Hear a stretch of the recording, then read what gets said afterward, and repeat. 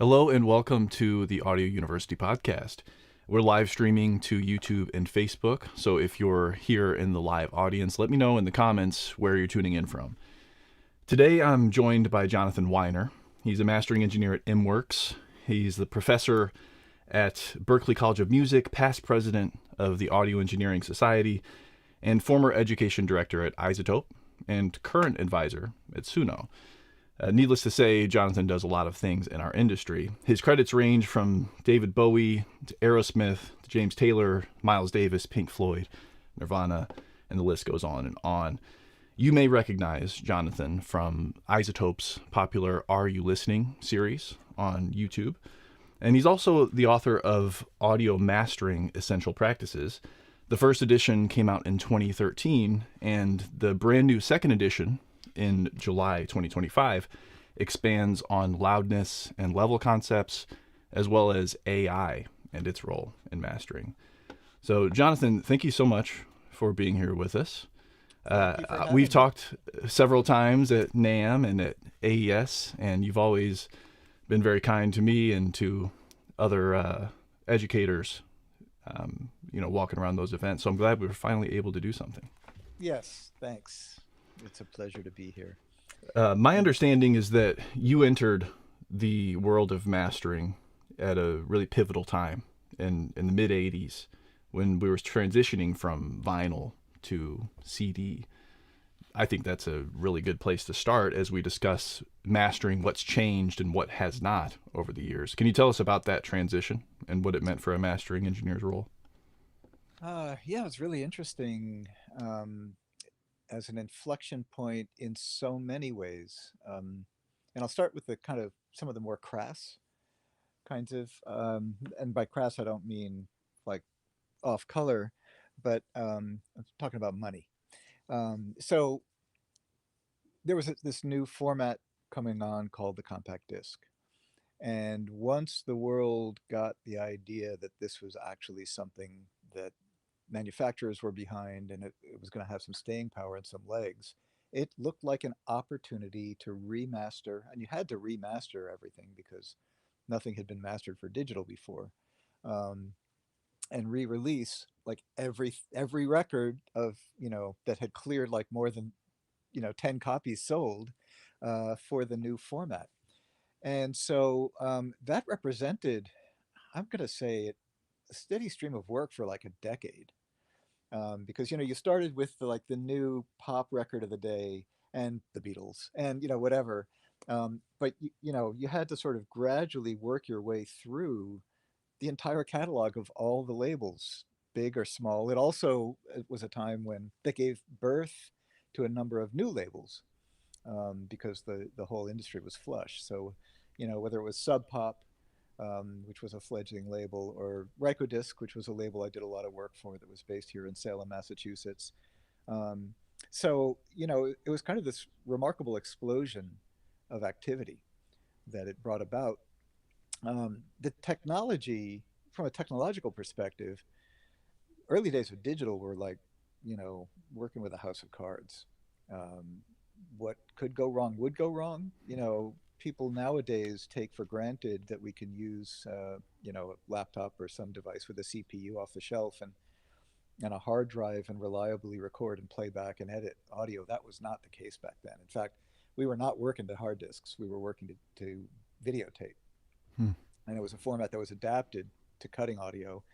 And the buffers, I mean, like a 64 kilobyte chip, was kind of state of the art back then, which would give you something like, I don't remember exactly, but let's just say 85 milliseconds of crossfade if you're lucky. Right now we can crossfade for like a week and a half, right, with modern computers. So and then the buffers would fail, the hard drives would crash. The it was fascinating, having to think about clocking, which again we sort of take for granted nowadays. Um, my audio is too low. Thank you, Jeff. I'll get a little closer, unless I Kyle, can you can. boost you up a little bit. Yeah. Oh, good, please, because I'm concerned about loudness. Now you got to True. know. Well, and we Right. have an audience of audio people, so we can. I'm glad that they're brave Do I enough need to a little, tell little us more what's. top end? Am I? Yeah, yeah, Yeah. Anyway, so yeah. Let us um, know if that's still out of balance, and we can fix it. All right. So thank you. right. So the technology was new, and it was a little bit like House of Cards, wrestling with a porcupine, whatever metaphor you want to use. And then there was the aesthetic, yeah, and when you would sort of dive into the work, you had to think about the digital, the lack of the signature that came from tape, the lack of the coloration and nonlinearities that were present in vinyl, and to what extent we need, especially if we're remastering something, but even if we're not remastering something, using this new technology would give us the possibility of a completely different profile of the signal. In terms of transient detail. I mean, nobody had ever heard anything like that. It pissed some people off. Some people were like, God, that sounds thin and horrible. Well, maybe because you're actually, getting resolution in the time domain that you hadn't gotten before. There were some early digital had some Achilles heels. The filtering that was present in early PCM was not great, and the converters, if you were lucky, were working at a 14-bit resolution. Um, so all of that rolled up into like so much changing all at once, um, and there were some people who were highly resistant. We've seen resistance with that have come along with technological development over the years. Most of that comes from the consumer side. My experience is artists in general are more technophiles rather than Hmm. technophobes, with some exceptions. Um, but so some people were resistant, some people embraced it full on. But there was the era of inevitability about it. Um, and So, so, making yeah, sure I understand, it sounds like this opportunity where there are lots of hit records that existed on vinyl, and now we've got this new delivery format, the CD, and the challenge was that you need to get those great records onto this new format. And people today who use modern digital audio uh, setups, they might think, oh, so you just recorded the vinyl to the to the or you recorded the master tapes even to the yeah, session and it sounded perfect, right? Well, you're saying actually no, because part of the signal flow from the very beginning production process to the end listener was that vinyl itself, right? People were not used to listening straight to the master tapes. They were used to hearing the mastering process that took place initially to put it on vinyl. And when you yeah. didn't have vinyl and you instead were digitizing these things to digital, they didn't sound the same, right? Well, so yeah, let's break that down even further. Yeah, please. So first of all, yes, nobody had heard master tapes cut directly to vinyl, with very few exceptions. The tapes themselves would be treated, typically EQ'd to whatever extent they needed to be in order to be cut into vinyl, and they would generate a second version. There was the production master as opposed to the original mix master. And so, there was inevitably some change and addition of noise and loss of depth, and then running through the stylus, and then the dynamic range limitation of the vinyl. Like every step contributed something, and it wasn't really for the aesthetic of the record per se. It was just to get it to work on the format. Hmm. Like, for anybody who knows anything about cutting vinyl, like sibilance is a nightmare, both because it spreads out in the groove, but also because if you have too much sibilance and it hits the cutter head, you end up generating so much heat you could burn out the cutter head, and a cutter head could cost 5 grand. So like you don't want that to happen every day. So there were high frequency limiters sitting there at the output.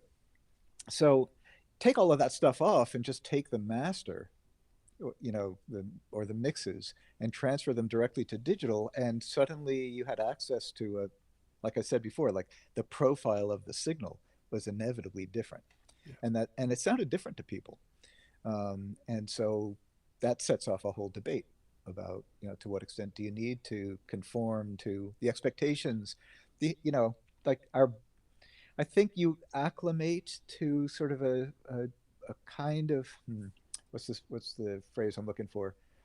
You know, if you listen to vinyl your whole life, vinyl has some kind of implication for the aesthetic of what comes out of the speaker, and then you take away the vinyl and you're playing from something else, and subtly or unconsciously or consciously you notice like something's different. The sound's different. Right. And is the goal, is it better to, when someone buys a reissued CD of an older album, do they want it to sound like they remember it sounding on the Well, I original can't. version? Yeah, Or with I mean, I those can't. technical limitations gone, should we make it sound radically different and perhaps better, quote unquote, on a fidelity standpoint? Right. Yeah, I mean, I can't say what people want. Yeah. People want all kinds of things, but I think that for my money, actually, let me back up a step. So one of the early big names that came across the mastering studio was David Bowie, and Bowie was a he was always kind of on the leading edge of innovation and in all kinds of ways. So he saw this as a great development. Um, his contract with RCA Records was, I think it expired in 1985 or 86. So RCA was in a huge rush to get his records out on CD before the end of the contract. And so they took all the production masters for vinyl and transferred them directly to CD, and they sounded horrible. They just sounded horrible. They really just didn't take any care to remove the layers of processing that were introduced to fit it on vinyl, which is not especially flattering. So we were like, okay, here's an opportunity to actually let people hear what they heard in the studio, with all that without all the intervening stuff. Um, and so I think for us, the point was not to try to recreate the past, but to leverage what the new technology made possible. And there were other artists who were, you know, sort of had that same notion. Frank Zappa was one. I don't know how many folks are familiar with his work, but he was a composer who reveled in complexity and detail. And so digital was wonderful in his mind because it allowed him, once he got something to be just exactly where he wanted it to be, he didn't want it to change again. So he was like, okay, finally this is Nirvana. No pun intended, or there's some kind of double entendre there. Um, and so he actually had an old, one of the earliest sort of DAWs, this thing called the Synclavier direct-to-disc recording system, which was like $250,000, and he was recreating his earlier records in this digital format, and then we were mastering for CD. So for an artist like him, he thought this is a new opportunity to finally realize, the sound that he heard in his head. Um, so I, for my money, and this is just me personally, and everybody has their own opinion about this. But if you're offered something new, um, I'm always interested in investigating what it gives you and how to leverage it to make things better. Not gratuitously, not to make things different. There have been waves of remastering of some records, and you feel sometimes like, they just remastered it so they could sell it all over again. Um, Not like my book. I would never do that. The second edition is not. Anyway, I'll get to that later. Yeah. But so I'm not a big fan of the sort of doing something purely for commercial purposes, and leveraging a phrase like remastered, better, blah blah blah, without any real substance behind it. But But this anyway, particular instance, when CDs were new on the scene, that presented an opportunity not just to sell it in a different format, but to capitalize on the benefits unique to the format to make well, it that's somehow right. better, right? That's right. And it didn't come without its pushback. It sounds like some artists wanted to utilize that, even if it made it sound different, and then some maybe artists or maybe some consumers wished that it wasn't different. That's right. And I mean, as people still create vinyl and still consume vinyl, And so I think that's a sort of reinforces exactly what you're saying, which is, that this hasn't changed. Um, but One yeah, and thing again, that, yeah, go ahead. yeah, I'm not sure how many artists really pushed back against vinyl. I think there were more cases where artists pushed back against digital multi-track. I think that took, it took much longer to mature, partly because of the technological demands of, what you need to do with multiple channels in a DAW and all the DSP, and computers never really didn't really catch up to that use. Um, Maybe for classical music early on, but for pop and rock records, not until probably the late 1990s. So it's about 14, 15 years before that became a thing. Before that, I think a lot of artists preferred to work on multi-track analog. Correct me if I'm wrong. This is just my understanding that the original mastering engineer that would actually cut the vinyl master, they were working within confines of, limitations of the medium itself, and that changed the sound of what the consumer ultimately heard, because we weren't sending tape to everybody in the world for them to listen. We were sending vinyl, and vinyl had more limitations than tape. And then we move into CD, which has far fewer limitations in terms of noise, in terms of headroom and linearity up to, Yeah, the top levels. My understanding, though, is that this freedom, though CD was capable, and maybe we fast forward till today, where it is capable of almost everything, if not everything, that vinyl is capable of, the way people took advantage of those freedoms led to a change in the way music was mixed and mastered. And I'm thinking particularly trying to tee this up for you as it yeah, pertains to the loudness and what some have called the loudness wars. yeah. That's right. So, I mean, even before the loudness wars, it is true. So, as you pointed out, um, digital is linear until it's absolutely not, and then it's horrible. Unlike tape, which has a bit of a soft knee sort of distortion onset characteristic, and overload doesn't always sound terrible. Um, and so that meant that, you when you were transferring something to a CD master, you basically had to scale from the highest peak down. And we spent a lot of time like mapping like that peak level to the top of the digital scale. Um, and so the transients were really, really sharp. There was nothing to smooth them out or roll them off unless you're using analog signal processing, which a lot of people did in preparing the master for aesthetic reasons and what have you. So that meant that CDs, if you were to take the output of a turntable, a great turntable, and transfer it to digital and compared it to the signal on a CD, my guess is that the level, if you were to level match them, the average level, the level of CDs would probably have been slightly quieter than vinyl records. It kind of doesn't make sense to talk about it that way because the loudness of vinyl, you can't really compare it to the loudness or the perceived loudness of the signal on digital because they're on such different scales, right? The digital scale, the DBFS scale, really doesn't map direct in any kind of definitive way to the sort of dBu old school analog voltage scale. So it changed the presentation of the sound. It changed the aesthetic of the sound. It changed, I think, the way after maybe 3 or 4 or 5 or 6 years, I think it changed the way people thought about producing records and the aesthetic of what they were producing. And people, you know, people who are doing creative work are wonderful in that they can kind of take a system and figure out how to leverage its strengths and sometimes how to break it and do something sort of wrong and creating something new and interesting from it. Um, but it wasn't until the early 1990s when we got look ahead limiters, where the loudness war in the digital age. There was a loudness war in the 1950s and the 1960s. Like the Rolling Stones would talk about how envious they were of the Beatles records being loud. or the Beatles, I'm sorry, talked about that when they were talking about the Beach Boys.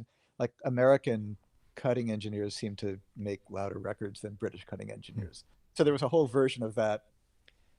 Maybe we can come back to that discussion if it's interesting to you. But in the digital age, it wasn't until we got uh, an affordable digital look ahead limiter where you could cap the peaks and do it in such a way that you reduced the artifact, like in a way that we could never do with analog.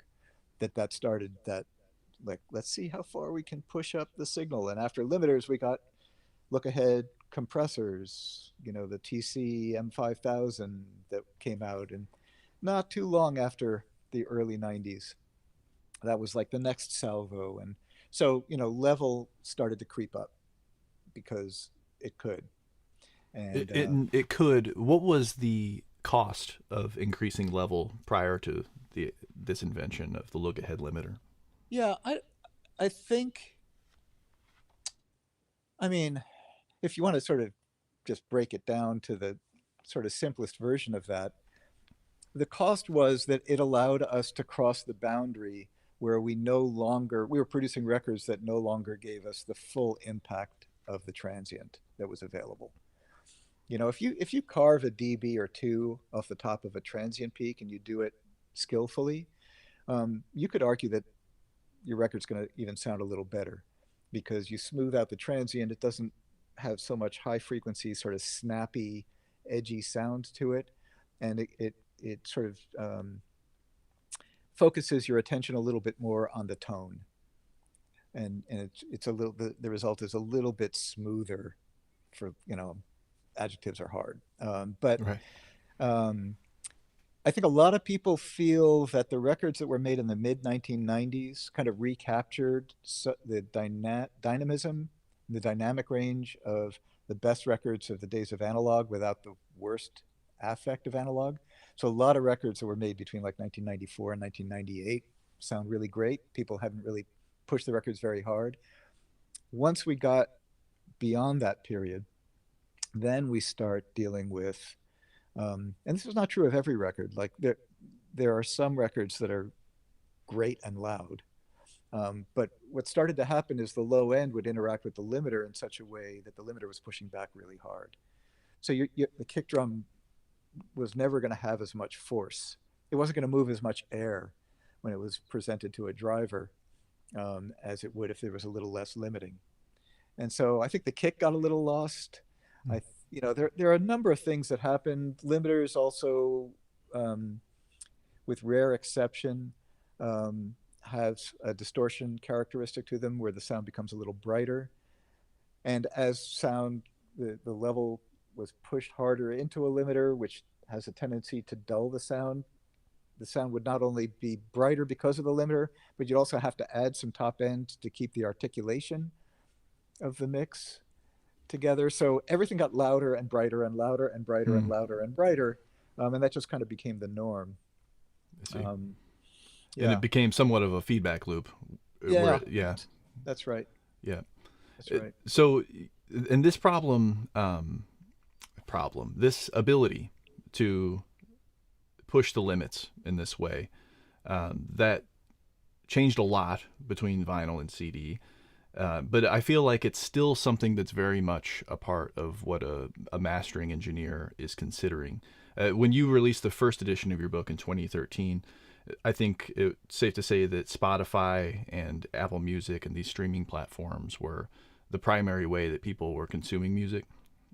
Whether those were lossless streams or some Well, sort of lossy stream, right? I think back then it there was was no lossless all streaming lossy. back then. I Yeah, mean, the bandwidth coming into people's homes wouldn't support it, so it would not have been a good sort of commercial marketing choice. Um, it's hard for me to remember sort of dates exactly, mm-hmm. but so I don't actually think that Spotify or Apple or any of the subsequent services really had a very big role to play in the loudness wars. Well, I guess except in one way. Um, before before streaming services came on the scene, the notion of a playlist didn't really exist. It was only a radio phenomenon. And loudness and level on radio is totally different than it is in streaming. Um, and so, in the world of streaming, if you had two records in the same genre and one was 10 dB louder than another, like people would notice.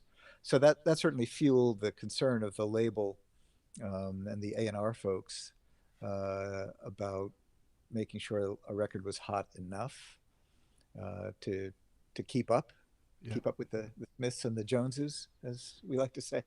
So, but um, so yeah, I mean, so there was that, and this did start before. I mean, it was also true of CDs. Like even before streaming, like artists were concerned that their CD be as loud as possible. And I Um, think in that case, it draws a good comparison because now streaming platforms, they employ normalization, right? Where they're trying to do what they can to make track after track be an appropriate level to be listened to without the person having to change the volume knob on their system. Whereas, on a CD, let's say we're making a mixtape on a CD and you rip several different CDs that each one has varying loudness of the tracks, and then you put them all into one playlist CD, what that people used to call mix CDs, and then one might sound markedly louder than the other if they weren't all trying to sound as loud as the competition. I think that's where maybe not that instance in particular, but I think my understanding of the loudness wars is that they felt they needed to make things louder and louder to be competitive, right? And is that's more of an issue when you're listening on a medium like CD or like unnormalized streaming than it is when you're listening on a normalized streaming platform. Is that true? um, you just said a lot. Yeah. I think we need to break this down a little bit. So first of all, I think it's competitive, but more in the sense that people didn't want to be discounted. And it's true, if something sounds really quiet, especially in some genres, you might think it's unimpressive. So whether it's the person at the record label hearing it and tossing it out after 5 seconds, or the audience that might be dissatisfied, although I think that's less of a thing than most people realize. Um, the whole sort of dynamic of recording, and this is something I've thought a lot about because I've had to think a lot about it in mastering lots of records over lots of genres over a long time. There's such a thing as too much dynamic range and too much dynamism for some genres, and even for classical music. And there's such a thing as too little, even for pop. And so, I think ultimately, when we think about loudness and level in mastering and thinking about translation, one of the things we're trying to do is just make a record sound and feel as good as possible. And some of that involves sometimes restricting dynamic range and thinking about loudness, and making sure that the hottest moment feels like the hottest moment. But then, sort of to your question about the delivery side of things, um, early on, uh, like Apple Music did not have Soundcheck, which was their loudness normalization. They didn't have it turned on by default, so we couldn't rely on that. Neither did Spotify when they came along. Now Spotify and Apple, and I believe Tidal as well, have it turned on by default when you install it, and only if the user knows to flip the switch, can they hear the true sort of relative level of one record to the next.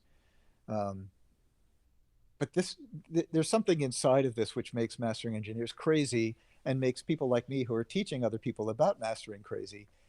And that is that people sort of get it in mind that there is a single level of presentation because loudness normalization exists. Well, the fact of the matter is some platforms don't use loudness normalization. And so, whether it's streaming out of Bandcamp or SoundCloud, there is no loudness normalization there. So it's not like you can rely on that to help you figure out exactly what to do in mastering. And then, like Apple loudness normalizes to -16, Spotify and Tidal and Amazon Music are at -14.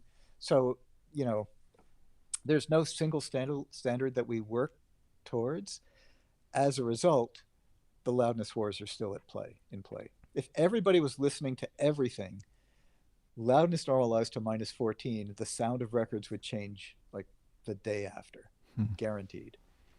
I think this is interesting in the context of our conversation because it seems like digital gives us many advantages, and streaming changed the way we listen to music, in that we're listening to different tracks from different albums all the time. But with vinyl and with CD, when you were mastering for those formats, I believe you kind of knew how they would perform in the wild, right? Mm-hmm. A person's going to put the CD in a CD player and they're going to play the PCM straight off of it. Whereas now, when you're making a publishable file, it's going to go through unpredictable signal flows out in the wild, whether it's going to be going through Spotify and their compression and normalization, or Apple Music and theirs, etc. So now it's actually much more difficult to know how it will perform today. And then there's also the possibility that these change in the future, right? Yeah, So you that's may right. even make a Spotify master that goes to Spotify, custom made for how it treats files today.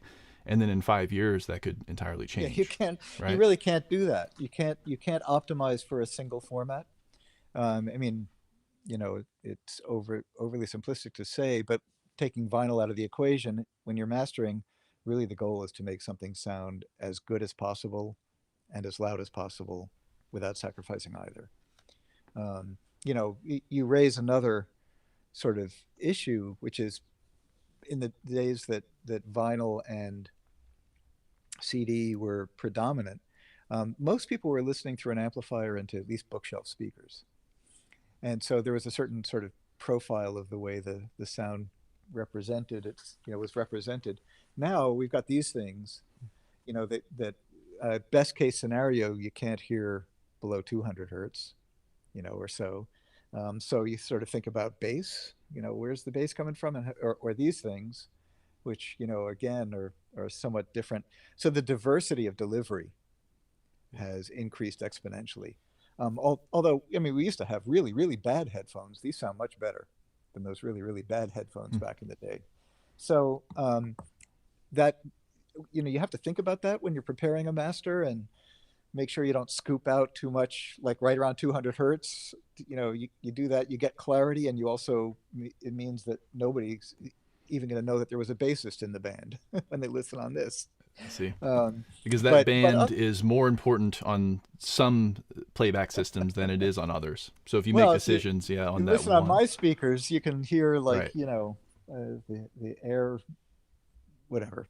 I mean, these go down to just below 25 hertz in my room. So, Yeah, um, yeah. So it's really this idea of translation, and I think that that's one of the key roles of a mastering engineer, is that they're supposed to consider how will this piece of music or audio sound when played back on a variety of systems.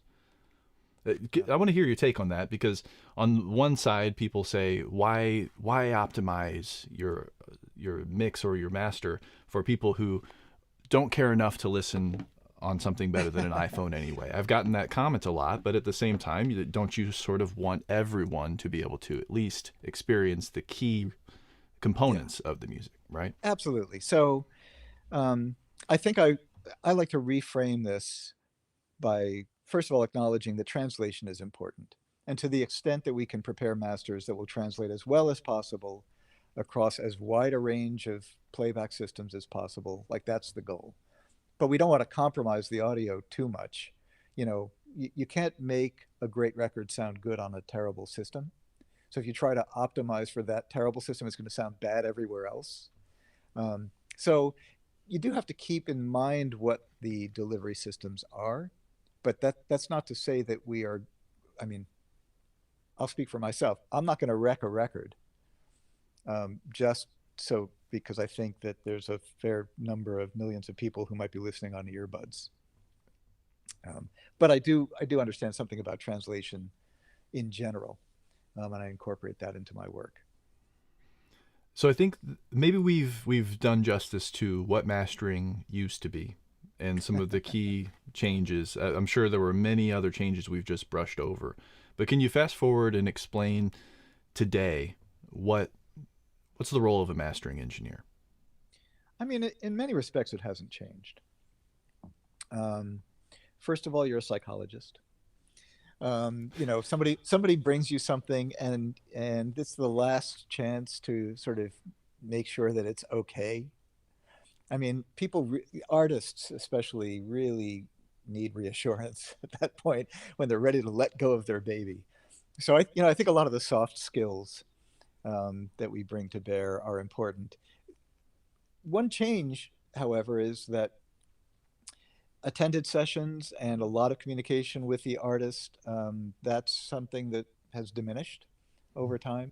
So the role of the psychologist, maybe I'm overstating it a little bit, but I think it's important the way you sort of communicate with and understand that something that an artist has given you and sort of talk to them about, what you hear and what you're going to do and make them feel good about what they're about to do because they're going to go forward and try to, whatever their goals are, succeed in their goals. Yeah, we Um, there's a common phrase that a mix is never finished, only abandoned. And I that's think right. with a musician, part of a mastering engineer's role in the musician's life is to put the stamp of this is ready to be abandoned. It's Yeah, good enough to hit the market, right? my old friend, dearly departed friend Mike Deneen, his definition of what it means to be a producer is to tell the artist when they're done, Yeah. and that is not a small task and a small feat. Um, so anyway, the role of mastering, it requires us to understand changes in delivery technology. It requires us to understand level, um, and and then to understand the changes in the aesthetics of record production.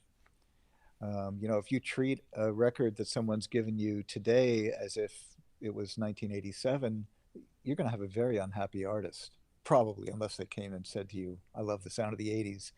And even when they say that, usually they don't mean it. Usually there's something about like the thin ties and the use of reverb that they really enjoyed, but they still want their record to be hot. Um, so um, the technology that we're using has just improved and changed, and that the improvements and the changes have really accelerated over the last several years. A lot of the tools that we now have available in DSP, digital signal processing form, um, have really sort of improved so much in the quality, whether it's in the emulations of the signature of legacy analog gear or introducing new sort of there's things that we can do now that we could never do before. Ways that we could problem solve now that we never could before. So we can fix problems, and that's become increasingly important because with digital technology, you can make a record anywhere, and a high school kid and can make a record in the same way that Andrew Sheps can make a record or somebody who's been doing it for a bunch of years. And so the diversity of the sort of the sound and the quality of the mix that we're presented has also kind of exploded. The range in terms of quality, I think, has exploded incrementally. So it's great that we have the tools that we have. The tools are fast. The editing's amazing. The you know, a development like Dropbox, or name Mm. your favorite FTP server that's been adapted, like that has been a game changer. Or like Listen To, from Audio Movers, where we can broadcast lossless high fidelity audio directly off the mastering desk to the artist's home while we're working, and have that distance collaboration with no delay whatsoever and no loss of quality. Like so many things have changed. Um, Probably the two things that are going on now that I think are the newest things are the variety and amount of saturators, of kind of replicas of um, sort of distortion generators, or however harmonic sort of coloration, whatever, however you want to describe it, has kind of exploded, and they've gotten much better over the last few years. So there's lots of saturation, and coloration tools that are being used in mixing and also in mastering. So that's kind of a trendy thing right now. Um, and then the other thing is the influence of AI. Yeah, and I would definitely like to get into AI. There are different tiers to that too, right? Yes. It can be integrated into the workflow, or you can abdicate the entire workflow to AI and get varying results. Um, I want to hear more about though your role as a mastering engineer. The mixes come to you. It sounds like with more saturation in them than before. Do you ever wish that someone hadn't like what's the implication of using Yeah. saturation as opposed to, let's say, EQ or something else when you're mixing, in terms of, can the mastering engineer undo saturation? No, I mean, and I'm going to sort of broaden the category to things like multiband tools and even linear phase tools. And there's a lot of sort of newer modern technology that, if abused, if used tastefully, it's there's no downside to it. But if abused, compromises the signal in a way that you can't recover from. And the things that you typically lose are separation between the elements in a mix, a sense of depth, like you don't hear the reverbs as well. Um, there's sort of a smeary aspect to the overall sound. Actually, I mean, there's some records like the Black Keys, I think their first sort of breakout record, which has this sort of smeary, dense sound to it. Like it does, That didn't it exist prior serves, in their catalog, particularly, yeah, right? Yeah, yeah, it serves the aesthetic, yeah. So it's not, there's no absolute sort of wrong about it, but those are the things, your ability to like localize things in the stereo image, all of that gets compromised when you use and abuse these tools without understanding how to use them and the implications and train your ear and your brain. And actually, that's something I lean into very hard in my classes, is to help people understand how to listen for the signature of the technology, not just for the imprint on the aesthetic of the sound, but making sure, if you engage one of these things, here's what you want to listen for and listen to. Yeah. I'm curious, like a lot of people, they I don't think they see how mixing and mastering are actually different. And a lot of people feel that, why don't I just master my own music? And maybe some of these things that are done in mixing that make the mastering engineer's job harder could help explain some of that. Like, what are people doing in the mix that makes the mastering engineer's job harder? And how might the philosophy of doing mixing versus mastering, how might separating those things help prevent those issues from occurring? Um, Does that sentence make sense? Because yeah, I'm almost well, feeling and like again, mixing engineers are trying to master halfway and then sending it to a mastering engineer. yeah, there's like four top subtopics in what you're asking, so I'll try to remember at least one of them. Okay. So I think the first thing to recognize is I think it's virtually impossible to mix and master at the same time.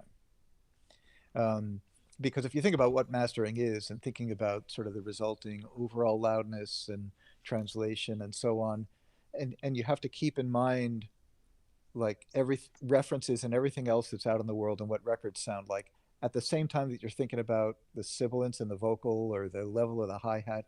It's like keeping all of that in perspective at once. um, I think it's kind of impossible. And the mastering process starts with observation of a mix. So while you're mixing, you can't really be observing your mix because you're mixing. Yeah. So that's kind of one thing. You asked about what mixing engineers do that make it harder to master, whether they're mastering their own stuff or not. you know, One of the things is to try to master while you're mixing, and that means like making increasing the level just for the sake of increasing the level, not because it's making the mix sound better. That's a mistake, Hmm. right? It's all of that. Like, well, if I do this now, the outcome's going to be better later. I hear a lot of people say like, oh, I'm going to mix a little bright because mastering will make things a little dark, or I'm going to mix it a little dark because mastering will make it a little bright. I'm going to add more reverb, or some of these sentences made sense back in the days of analog because tape would introduce certain changes and vinyl would too, but it makes no sense nowadays. So, the goal of the mix engineer should be to make something sound as good as they can. If you use a limiter and make something hot, great, but don't push the level just for the sake of level. Only do it because you think it's actually sounding better. And don't let level differences fool you. Listen before and after level match. So, um, the other thing that I'll bring up, and I think this is in some ways the most compelling sort of issue, is that if you're a mix engineer and you're mixing in a room and you are who you are and you've got your brain wired and you hear things the way you hear things, so you spend a whole bunch of time mixing, whether it's hours or days or weeks mixing a song to make it as good as possible, and then you're going to sit down to master it, and you think, okay, so how can I change this? And you've just, or does it need to be changed? And you're in the echo chamber of your brain and the echo chamber of your studio and the echo chamber of your own taste and thinking. So you cannot possibly bring to bear that external perspective, that a third party or another person brings to the process. So I think all of those things, I think, should be taken into account. Let me be clear. Like, somebody says, you know, I'm mixing and mastering my own stuff. Cool. I mean, there's no reason you can't do that. You can be your own record label. You can be your own graphic designer. You can be your own everything. Um, there are very few people I've ever met who can pull off, one or two of these things at the highest of levels. No pun intended. Once again, so many puns. You got to stop with that, John. I catch these words coming out of my mouth, and oh crap, I Yeah, said right. that thing No, again. I'm sorry. I'm but sorry. I can imagine a person who's mixing, if they are like, okay, I'm done mixing and now I'm gonna master, and they just pull up a different window, and they hear a problem. It's got to be very tempting just to reopen the mix and fix that problem. Whereas somebody sends you a mix, a stereo mix, let's say, you don't really have that option. I mean, you probably could reach out if there's something very severe and say, can we fix this in the mix so that mastering can be done the best way possible? But many times you might be put in a situation where this could have potentially been fixed in the mix, but the mix is what it is, and I need to fix it with the tools I have available with mastering. If there are problems, that's like true 90% of the time, that it could have been fixed in the Yeah. mix.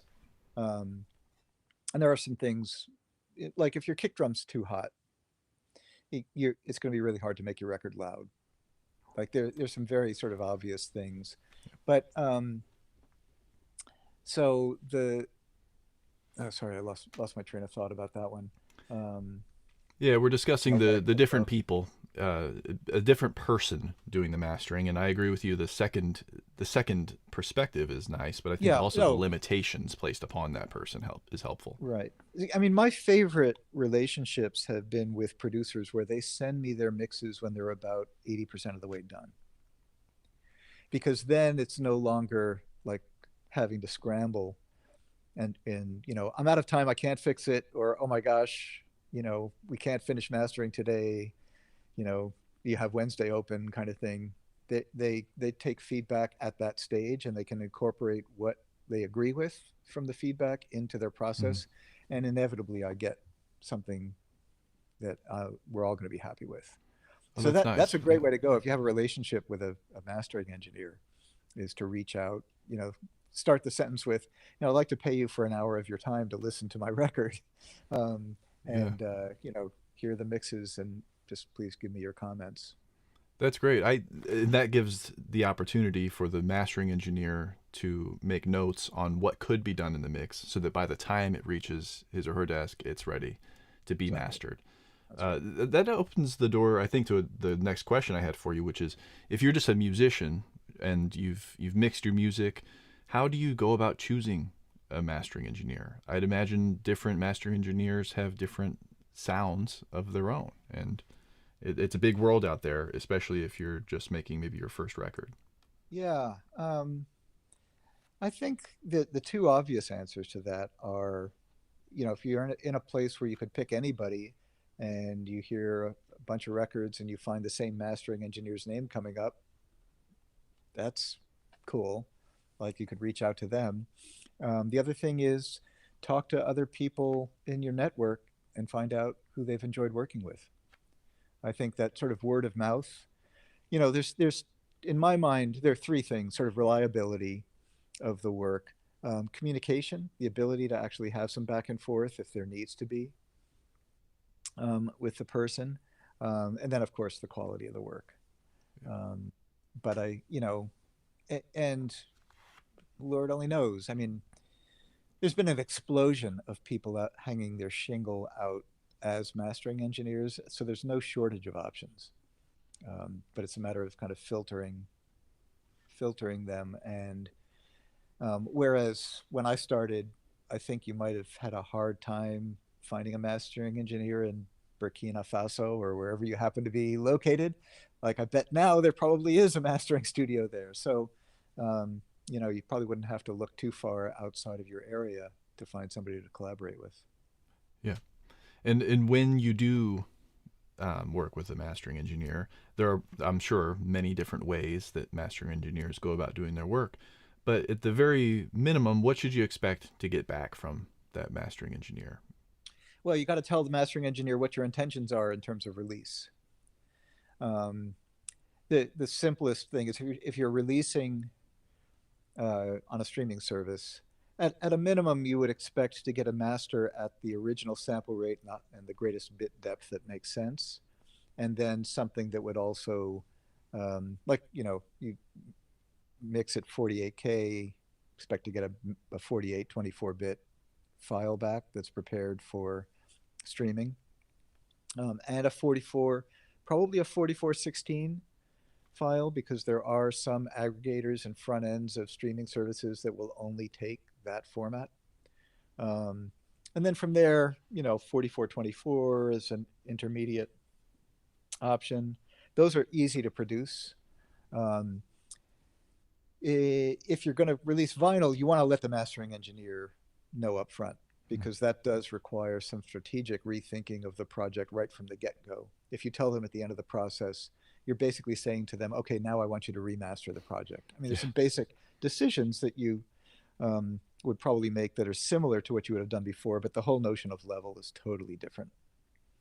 Um, and um, and then beyond that, every so often you get surprised because you ask somebody how many songs, and they say, I've got 10 songs on my record, and you get a folder that's full of, you know, TV versions and, the instrumental versions and the second language versions and Hmm. things like that. So you want to let people know up front, and let them know what you need, you know, and that includes things like, if you want something that's going to be included in a game soundtrack or a film soundtrack. Because again, you think about level, if there's going to be any kind of next step, signal processing to mix it with other assets, the mastering engineer will hopefully do something a little bit different with those versions. Um, so, it goes from the very simple, like you just need a 4824 file that you're going to put up on YouTube yourself, all the way to like the vast litany of assets that you're going to require. And I think I know the answer. Yeah, I think you've already said it's almost impossible to actually do this, but is it a common practice to have a different master for various streaming platforms? Yeah, Or is it it's more typical that that one stereo file is being uploaded? well, I can't say like it's entirely possible that if Beyonce said to Jay-Z and the whoever's going to distribute the record, look, I want you to give this master to Spotify and this master to Tidal, that they might do that.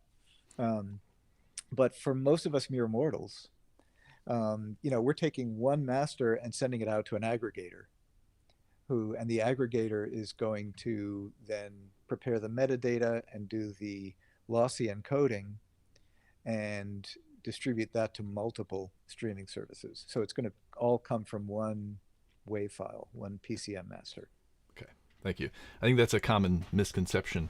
Um, we again, though, I think it's important to reiterate that it's not an easy job because as opposed to vinyl and CD, you don't really know what you're sending this finished product out into in terms of future processing that will occur.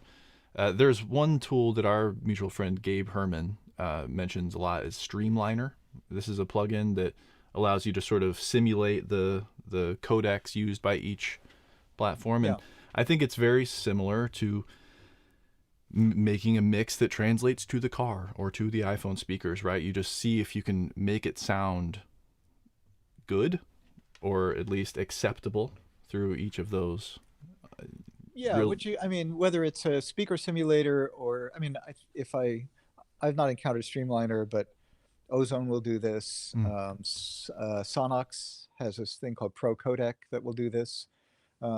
There are a bunch of different software solutions that will let you hear at different bit depths and different lossy encoders, and just sort of notice the difference. For mastering, I think those kinds of differences are very subtle. And the primary issue actually has to do with overshoot. And not to get sort of too into the weeds, but the peak level will change when you go through any kind of lossy encoder that uses FFT.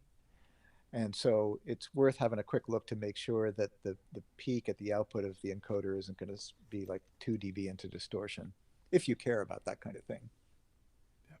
and this is something that we've often talked with our members about, and it's challenging to give a straight answer in terms of what should my target true peak level be, what should my target Yeah. LUFS integrated be.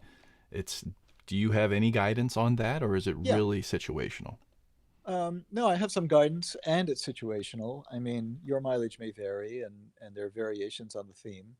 I think hitting a true peak level of -1 makes a ton of sense. It will minimize any kind of damage without completely eliminating it. I mean, you can't really completely prevent overshoot from an encoder, but -1 is a pretty reasonable level to use, and it means that when you're playing out of a consumer DAC, the consumer DAC, if you're playing lossless audio, won't distort too unpleasantly. So I think that makes sense.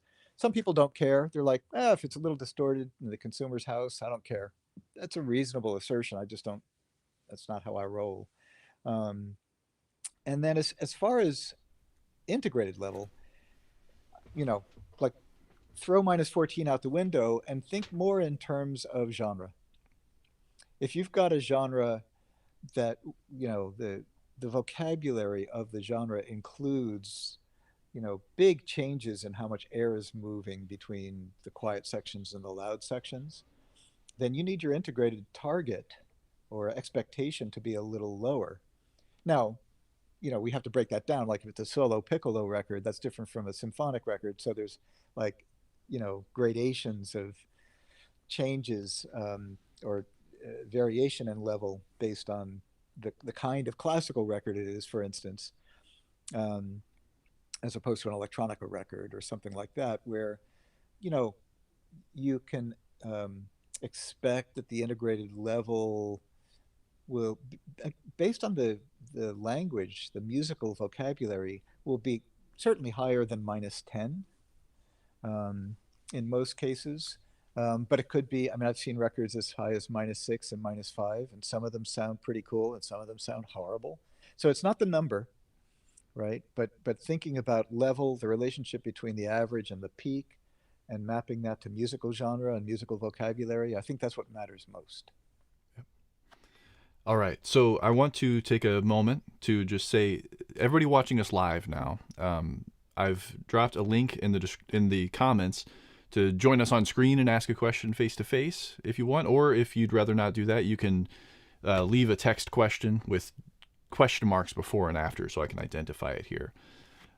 As we're waiting for some questions to arrive, Jonathan, I've got to hear your opinion on AI. and what that means for mastering. Now, I don't expect that you're a fortune teller, but I do know that you're a very curious person who's been involved in some AI consultation and advising. So, what's your take on all of this? Should we be afraid? What's exciting? What's scary? Anything? The door's open for anything here. It's a big topic. Yeah, it is. It's gotten to the point where I think when we use the term AI, it's kind of sloppy. It doesn't mean just one thing. There's sort of agentic AI, and there's AI that can be a co-pilot, and then there's automations that come from AI, and then there's generative AI. Um, and I think each one of those deserves its own sort of understanding and way of incorporating the technology into our work. So um, I think that there's enormous potential for AI to be beneficial uh, in helping us learn about our work and also as a co-pilot. In the earliest days of thinking about AI and audio, when I was working with Isotope, we were thinking about this purely in assistive terms. Like, how can a tool that's informed by a neural net um, actually improve the workflow and help people, whether the people who are lacking expertise or experts? And so we developed some metering tools. We developed some tools that allowed you to pinpoint the source of masking between two elements in a mix. I mean, these tools didn't make any decisions for you. They were basically like guideposts that offered you a way of sort of assessing your work, right? It's like, you should look, you got, a big overlap between the bass and the vocal at 200 hertz. Think about that. It didn't say you should take 200 hertz out of the bass or out of the vocal or anything, but it was um, basically our perceptual experience of masking was encoded using a neural net into the tools. That's awesome. Like, there's no downside to that. Um, and especially when you're like 15 hours into a mix, and you're completely exhausted, like sometimes these tools can kind of save your butt. So then we started to get into um, I don't remember the sequence exactly, but let's say the assistive mastering tools like the Master Assistant, which does present potentially as a push button automation where you hit master, play your song, and it offers you a treatment. Now, personally, I think it's a real mistake to just say fine Hmm. Yeah. at the end of that without understanding. And the nice thing about those tools, and I think Logic now has this built into their DAW, and there are other online mastering tools that actually offer you insights along with these push button automations. But it showed you exactly what it was doing and gave you the potential to change the result. So what's cool about those kinds of tools is it offers you like a custom preset, and you can listen. It's like, oh, that's kind of cool. I kind of like that, but I don't like the rest of it. So let me roll my own. But it's almost like a backwards prompt generator. It was the AI prompting the human, Mm-hmm. right? So that's cool. Yes. Um, and I think it's important to say out loud that all of these tools, because they were basically implementing DSP, were very high fidelity. A truly assistive tool should be one that will allow you to be fully in control of the quality of the output. And they were using EQs and compressors and whatever. It was just sort of in the measurement and assessment and implementation that the AI was coming into play. Then we start getting into like source separation and being able to demix. And interestingly enough, when we first heard about this, apart from like finally being able to create karaoke tracks, where we didn't have them before. Like, this was something people were coming to my studio in the 1980s. It's like, can you take the vocal out? I'm like, no, I can't. Well, now the answer is yes, I can. But when you look at that technology, at first blush, it looks like, well, shouldn't you just mix it right? Like, why am I demixing something? Just go back to your mix and output stems if you want to have output. But it's actually allowed me to do some things better than I could have before. Hmm. For instance, um, when you compress with a fast attack time, it has a tendency to cause uh, drums, especially transients and the punch of a snare, to get pushed down a little bit into a mix. Well, if you've got a great source separation tool where you can pull up the drums for just the chorus while you're compressing a little harder by half a dB, you can keep the drums where you want the drums and get the compression that you want without having to make those two, uh, the compromise.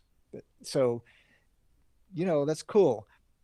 Source separation tools are not perfect. Some of them are lossy. They generate distortion, which is unpleasant. Um, but even those that are bit perfect don't do a perfect job separating things. So, they have to be used with caution. They're not the sort of, they don't give me as much control ultimately as what I would like. But it unlocks some really interesting capabilities, and we know they're just going to get better. Um, and then, there's the sort of online mastering tools. I will say, I mean, I think some of them definitely produce better results on average than others. And for somebody who's just trying to make a bunch of demos, it doesn't make sense to pay somebody to master them, or even take the time to master them themselves. That's great. But I'm not a big fan of them when it comes to making art, or it comes to making music that we care about, that, you know, we want to sort of do our best. So yeah, that's sort of where my judgment comes in. You just don't have that much control over Yeah. them. And then the whole Gen AI thing is a whole different story. And maybe I'll just say at the moment, like generative AI is kind of amazing, and watch that space, because there's a lot of improvement coming, and there's a lot of sort of doing the impossible and new workflows and so on. But still, to this day, the quality of the output of generative AI is not nearly the same as what we create coming out of a great studio, or coming directly off a mixing desk of a skilled engineer and a record that's been made well. And it's not a subtle difference at this point. Yep. And you have to, of course, add in "at this point" to the end of that. But Always. yeah. But it sounds to me that we've got a few different buckets. We've got the tools that AI engineers can use to do their job differently or better. And I think in particular the isotope versions of those, I like how it will give a recommendation and then offer further control beyond that. It's not just, sometimes when you're using a generative AI particularly, right? It's, you ask for something and it gives you the wrong thing that's maybe subtly wrong, but right for the most part. And then to ask it to make a subtle change, it will come with varying results, right? Yes. But I Yeah. think it would be nice, ideal, to have the AI give you the opportunity, especially if you're an engineer, to tweak things afterward, right? Absolutely. Yeah. That's right. And the one of the things that's interesting to remember, we talk about AI as if it's some separate thing. All of these systems are curated by humans. I mean, there is human sound design that informs the difference in the output. So, if you listen to the Waves tool, or the Moises tool, or the Lander tool, or the Isotope tool, or whatever, sound designers have made decisions about how they're going to work that result in the sound. Otherwise, if that were not the case, they would all sort of sound the same. Yeah. Well, and I think that that's something to consider, like you said, when we're making art. Because if you just bypass the mastering phase and you say, okay, I just want you to master it like everything should be mastered, as if that's one thing. Well, then what if you roll that back and say, I want it to be mixed like everything is mixed? And then as a musician, if you don't understand the process of mixing and mastering, it may be easy to you know, brush those things off like they can be automated like that. But what would you think about saying, well, just make this song, arrange this song the way songs should be arranged, and have You the know, instruments that songs should have? Like, it just seems ridiculous at that point. And I think that it's also, it diminishes the artistic nature of those practices. well, I'll come back to that point in a second, but there are sort of auto mixing programs. And ROX, for instance, is a tool that you can use to do AI mixing. What's interesting about this, I hadn't really thought about this before, but the Gen AI tools that are outputting whole songs directly, their mixes are typically better than the sort of assistive mixing tools. Hmm. That I probably could explain why, but um, I need to think about that for a moment to give a sort of a good explanation for it. But it's just something I've observed. Um, the and frankly, like AI mixing tools, the workflows around them are kind of painful. You have to jump through a bunch of hoops before you can even hit mix. Yeah. So, but the other thing that I wanted to sort of point to that you just brought up, for most people, we're drawn to this work because we love it and we love creating and we love the struggle. And so this is where like these AI tools really fall down is if they try to co-opt or take away that the joy of the battle. Yeah. Like why would I want to use that? Yeah. Right? I mean, I'm Yeah. trying to learn and to get better and to work with an artist and participate in creating, and that's a very human activity. And so I think that's maybe the best reason for remaining optimistic about the craft of what we do in music making persisting. There's really no joy in just pushing a button that says music and you get music. Okay, now what do I do for the rest of the day? Yeah. Well, and you and I, before this call, were talking about how so many things that define music today, they were invented out of necessity to overcome some sort of obstacle, right? The process itself, I know it's so cheesy to say it, but the process is the fun part, you know? And if you're just prompting an AI and it does the whole process for you and then gives you the end output, you've bypassed all that process, and then in doing that you've sort of bypassed the opportunity for innovation and for defining sounds of the future. And uh, for learning and growing. yes. I mean, so yeah, Yeah. absolutely. Plus one. Yep. All right. So to reiterate, I've put a link in the description or in the comments below that you can find. You won't be able to click this that's on the screen, but this is the link to look out for. So you can click that and join us on screen. We're going to bring up I keys or E keys. How do we say your name? Can you hear us okay? Yes, I can. Can you hear me? Good evening, everyone. Yes, we can. Nice to meet All you. right. Nice to meet you. Thank you for being a blessing over the years. I've followed you. I've watched all of your tutorials and all of that. It's been a blessing to me. Thank Thank you. you. I'm God so bless glad to you. help. Yeah. Yeah. So, all right. So, I'm actually a mixing engineer. I've, I've not gone so deep into mastering, so about a little bits of mixing techniques. So, but then yeah, I think I have a lot of issues with people mastering my records, and so I asked questions. Okay, what do you think is the issue? What do you think we can get better at this? I mix it. It sounds so good to me uh, because it sounds good to me, and my clients hear the mix was. But when it gets really mastering, I'm not really a fan of focusing like what our the guest said. It's not about the volume. It's not about just pushing the volume. It's about what you want to hear, the characteristics of that sound, Mhm. holding the quality of it. But over the time, it's just about the volume. It's just about the volume. So I asked that, oh, is there anything I was not doing right? And one of them said, maybe the level at which I finished my mastering, I mean, my mixing product. So I wanted to ask, over the time I've seen people said, oh, if you're mixing a records and you want to keep a lot of headrooms, stay at negative 6 dB, stay at negative 8 dB, whatsoever. So I wanted to ask, would that be an issue affecting the mastering process? Can that be Yeah. an issue? So there are a few common questions and I think myths inside your question. So first of all, headroom's great.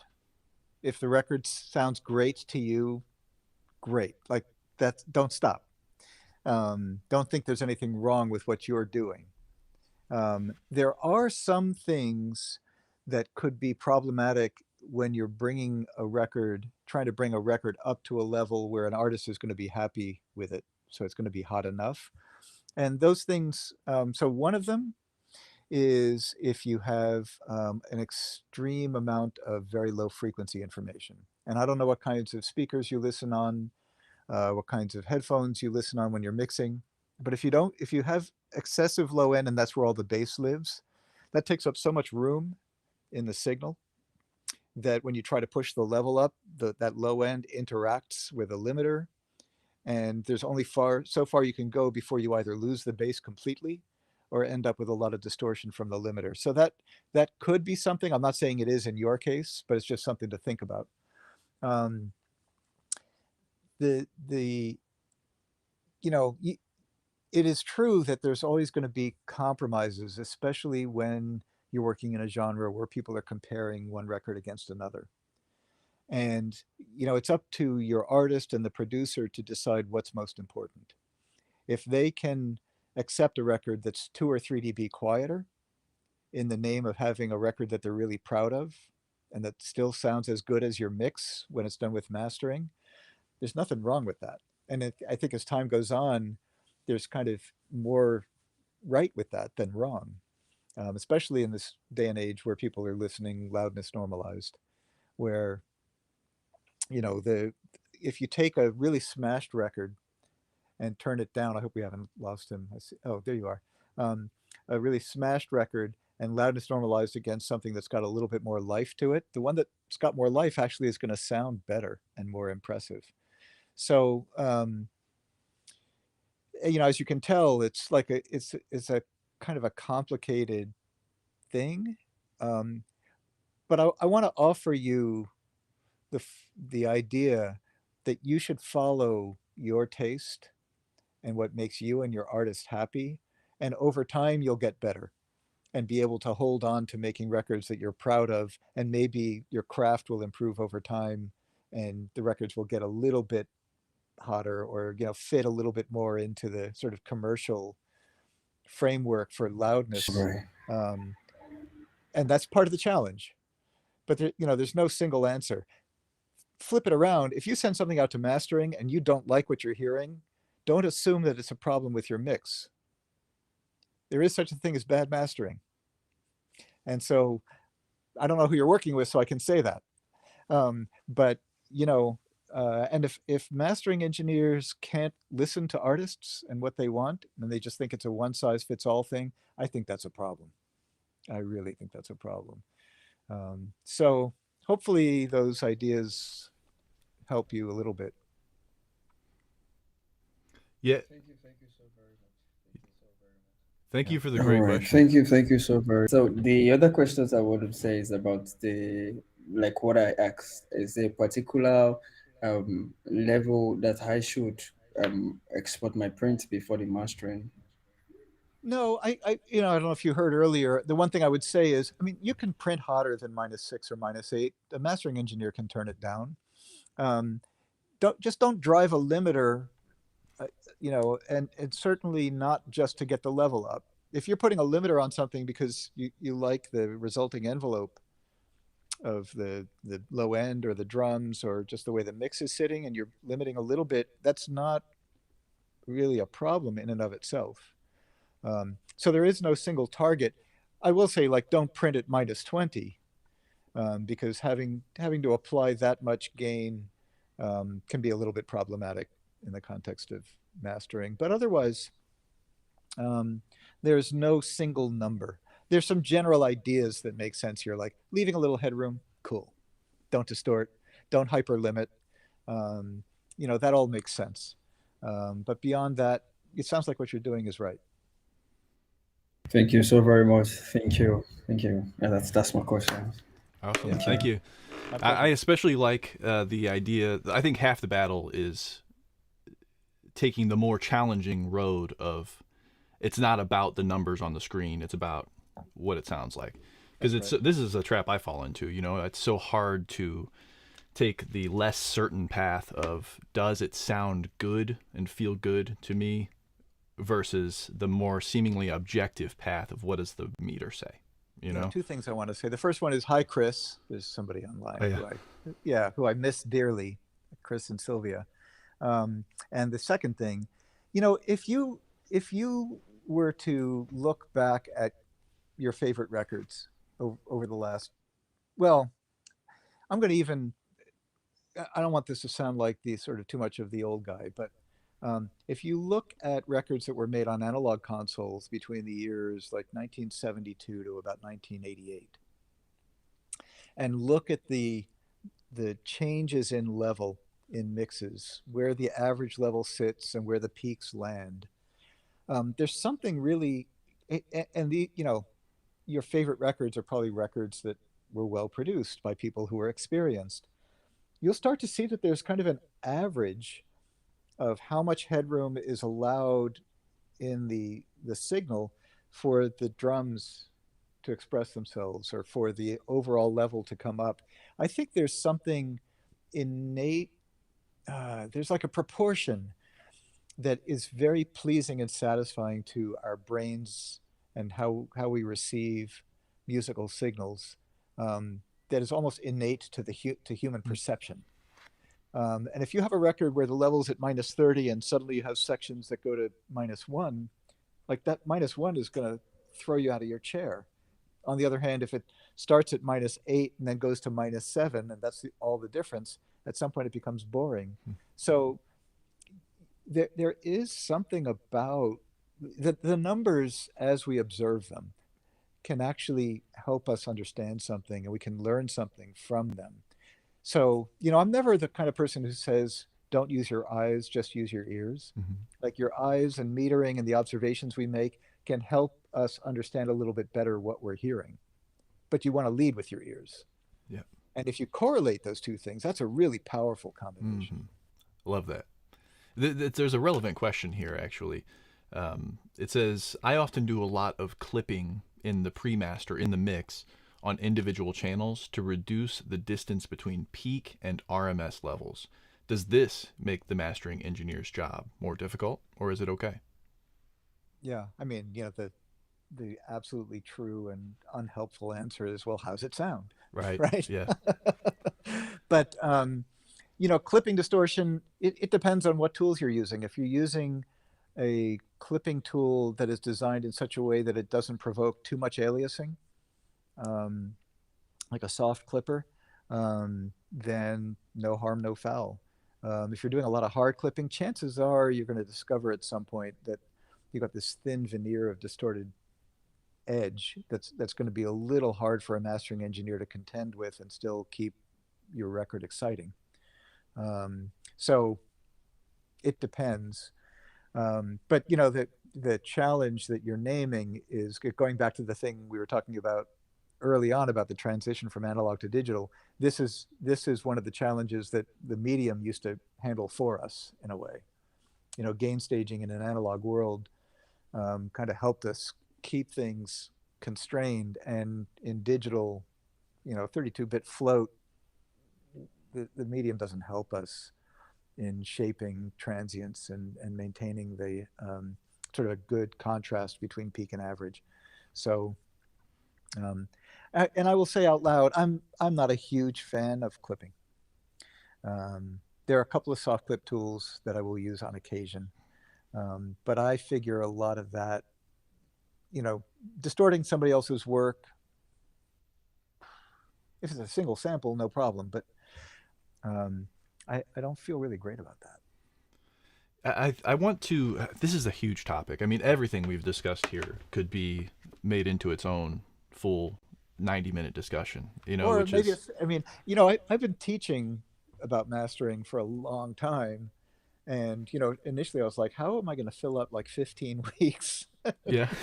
I've discovered that there's a lot to say and a lot to think about and a lot to practice. So, I think, though, that this is an important thing that in our membership, Gabe he teaches our mixing essentials class. Gabe Herman is a professor at University of Hartford, Hart School, and he teaches a mixing essentials course in the Audio University membership. And one thing that I really like about how he teaches compression and limiting is that he doesn't focus first on the envelope. He doesn't focus on the outcome of changing levels, but instead focuses on the side effect of doing that dynamically, which is like harmonic distortion and or warmth or color or flavor, or whatever you want to call it. So I feel like a lot of people comment and they say, music today is ruined by compression. Well, compression's been useful for a really long time, not only in managing levels, but also in creating color and warmth. So if there is a reason to use it, whether it's for dynamic control or for the good distortion that comes from it, I think there's just some context I wanted to provide. And if you're completely unfamiliar with what I'm talking about, there's a full episode on Audio University's channel. It's clipping versus limiting. And I think that discussion with Sam Fishman could really help viewers out there who want to learn more about this.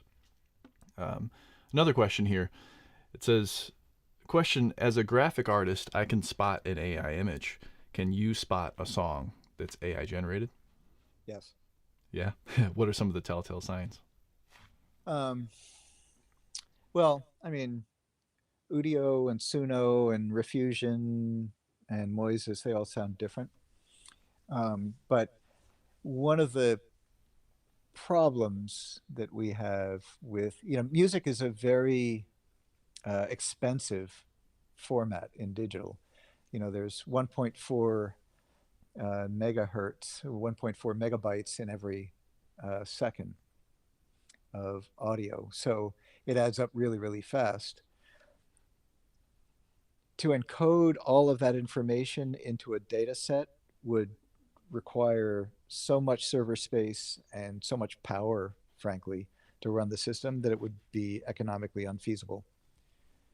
The result is that there's not a lot of sort of real good information above about 10K or 11K. So that's one of the things that you'll see if you look at an AI generated song in a spectrogram. You'll see the top end just looks really weird. Second thing is that there's the current sort of version of technology that's used for Gen AI. There's sort of 3 layers to it, but there's a diffusion layer. It's this thing called diffusion. And also in the front, there's this thing called GPT, sort of abstraction layer that happens. Both of those sort of abstraction stages, it's not signal processing in the way that we understand it, but it's a way of kind of abstracting the information from the music and representing it in the neural net. Neither one of them handle stereo information very well, at least in the way that they're sort of offered commercially.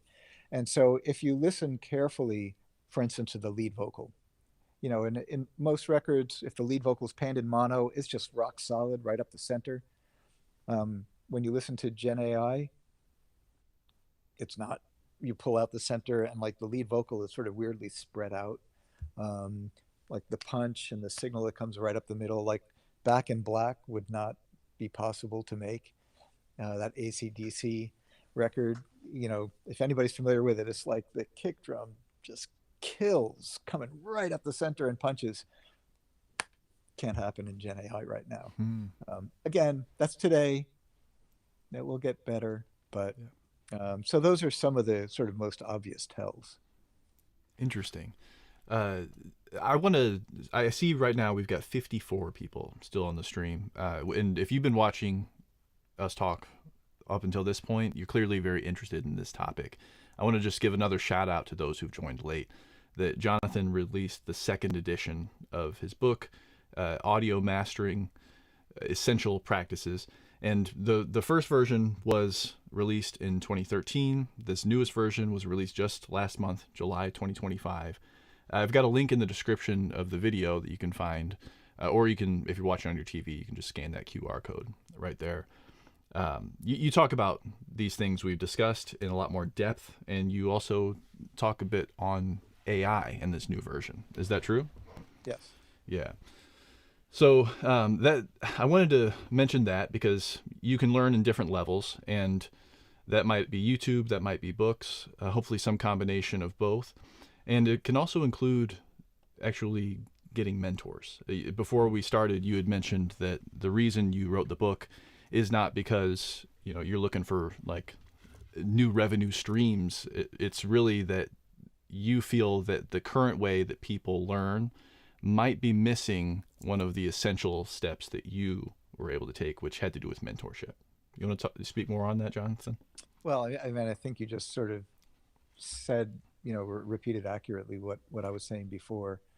Um, my purpose in writing the book was to try to share the perspective that I gained from working in a facility with other people who were more expert than I. And frankly, it used to drive me crazy when people would pretend that there are secrets, would hide and obscure information. So to the extent that it was possible, and I'm not going to claim I'm the world's greatest writer, but I tried to sort of offer perspective and information about best practices around mastering, um, and that I think many of them are still applicable today. And so, my motivation was really about sharing the information with people. And that segues into another question we have here, which is something I'm asked all the time.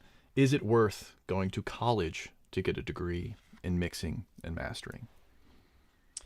Um, it's so the two things, oh boy, three things. So there's three things that come out of going to an excellent or having an excellent educational experience. One is the network of people, and actually, going back to mentoring between teachers and fellow students, that's a rich community of people that you can grow with and learn from. And so, I know, you're asking about learning, getting a degree in mixing and mastering, but there's all this other stuff that sort of happens at the same time that you're learning about the technical details. So the second thing is the technical detail. Yeah, there's some of that. Could you get that from YouTube? Yes, you got to sort of go to Audio University or go to credible sources.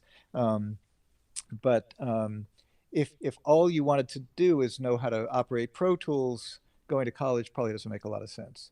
The third thing is is critical thinking. Hmm.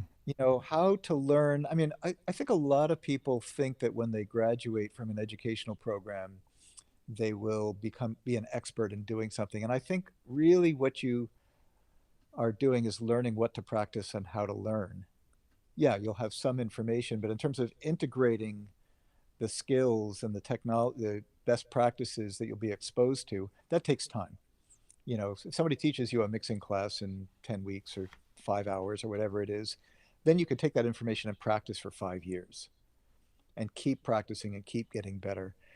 It's the ability to sort of understand the context for what you're trying to do, evaluate the results of what you're doing, figure out ways of doing it better. There's algorithmic thinking that comes from studying audio technology, whether it's thinking about signal flow or it's, mixed layout or whatever.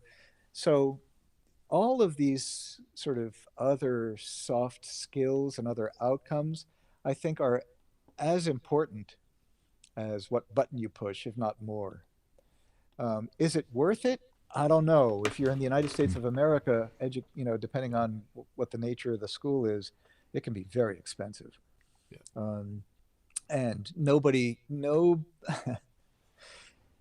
goes into this business thinking they're going to get wealthy like Elon Musk, or if they do, they're disabused of that idea very fast. Um, but so it's hard for me to answer that question. I agree with Um, you. I always try to focus in on it is very valuable to go. Having gone to a program myself, I've found it very valuable. Is it worth it? I mean, that's a very personal question. It has to do with a lot of different variables. yeah. But I will I say, like, do.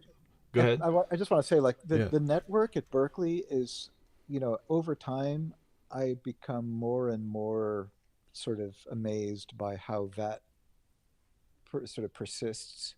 The collaborations that result from that's really hard to get from YouTube. Yes. You know. Well, and that's what inspired Gabe and I, Gabe Herman, we've mentioned him a few times, to start the Audio University membership. Because I started thinking, what did I get out of my college program on audio? And it was things like what you said, the theory, first and foremost. And you can sort of get that from YouTube. It's a one directional, you're getting information. The good thing about going to a school is that it's reliable, you would hope, rather than a random person on YouTube.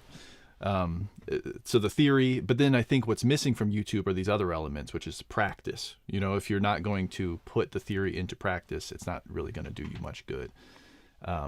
Feedback on your practice.